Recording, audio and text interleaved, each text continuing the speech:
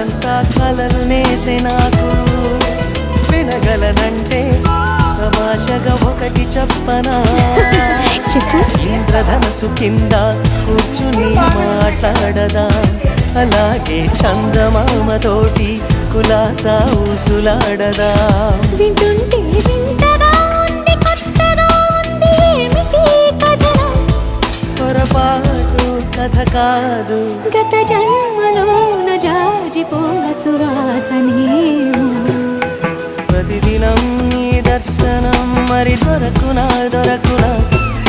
క్షణ క్షణం నీ అర్చనం ఇక జరపనా నేను